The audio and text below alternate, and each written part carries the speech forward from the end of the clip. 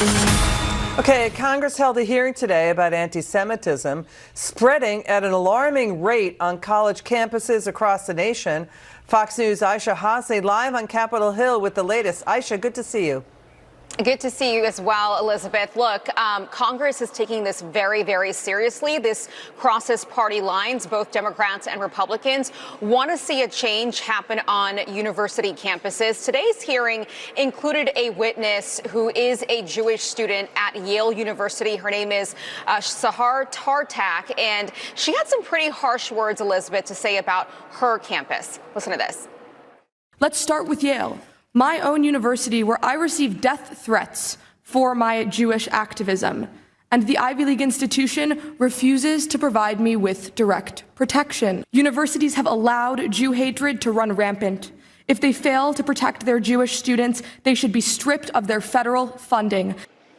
And it's not just happening at Yale. It's also happening at Cornell. Police arrested a 21-year-old student for threatening to, quote, shoot up a kosher dining hall. Also at the University of Maryland, Elizabeth, you'll remember the phrase Holocaust 2.0. That was found written in sidewalk chalk on campus. Now, both Republicans and Democrats are condemning all of this and really holding universities to task, holding them responsible for providing a safe space for students. We can all agree that free speech is a constitutional right and bedrock of our democracy, but we should also be able to agree that schools have a responsibility to protect students' civil rights and safety. We can no longer support the use of taxpayer dollars to cultivate, nourish, and grow hate on our campuses. And so this is not the last time we're going to hear from lawmakers about this. There's actually a House Ways and Means Committee hearing happening tomorrow as well, digging into these universities, these tax-exempt universities in particular, Elizabeth, and really looking into whether there should be some sort of a defunding movement for these universities. Got Elizabeth? it. Aisha Hassi, great reporting as always. Good to see you. You got it. Let's welcome back to the show the Chairwoman of the House Committee on Education. It's Congresswoman Virginia Foxx. Congresswoman, it's an honor to have you on. We're so happy to have you on. I love your show and love seeing you. Great. It's good to have you on. So your reaction to today's hearing, what do you make of the fact that anti-Israel students at elite universities like Harvard are calling for a violent intifada revolution? Are they even taught it means the mass murder of innocent Jews? Well, they don't believe it, unfortunately. They discount it. They say that's information put out by Netanyahu, and that's wrong. They have been indoctrinated, unfortunately, over the years, particularly at the universities, but even going back in some places in high schools. And so we have a real problem. Our universities are in a tailspin right now, going down, down, down. Their enrollments are down. They're not helping students learn skills that will help them get jobs.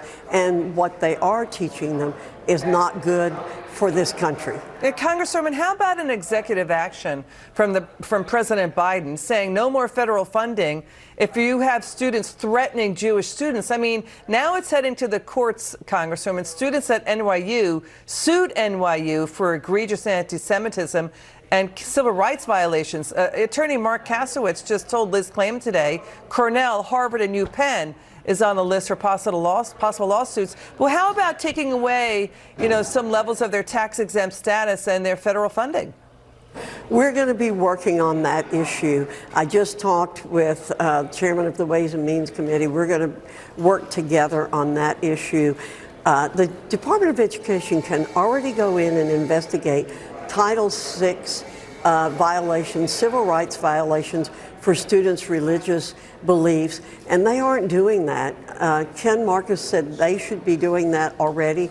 They did it when under Trump. Trump came forth with very good programs to protect the students, but the Biden administration hasn't issued the rules to enforce it. We need to do more. We don't want the president issuing more executive orders. He thinks the White House, that the executive branch already is all three branches of government. He wants to be the legislative, the executive, and the judicial branch. We need to do this work in the Congress, and we will do this work in the Congress. Congresswoman, we've been a big fan of yours for some time. you tell it straight. You know, you tell it like I it did. is. And, you know, we have this story coming in. Now, Teachers Union Chief Randy Weingarten, she's getting roasted on social media for tweeting out, quote, "What's behind the increase, the rise in homeschooling?" And people are tweeting back, "It's you." The irony is it's you. You're to blame. I mean, you know, the thing is, Congresswoman, the pandemic school shutdowns that Randy Weingarten demanded, that was a wake-up call for parents nationwide because they got to watch firsthand their children's classes over Zoom. And they saw immediately what was going on, Congresswoman. What do you think of Randy Weingarten here? Well, I think she should look in the mirror, just as people are telling her. She's the problem. But homeschooling's great, and I am glad to see parents taking control of their children's education. I'm delighted to see that. But Randy Weingarten is at the core of that issue. She kept the schools closed. She harmed our students. Despite what she says about wanting to help students, she does just the opposite. So God bless those parents who are taking on the responsibility of educating their own children. Chairwoman Virginia Foxx, you're terrific, so smart. Will you please come back on the show?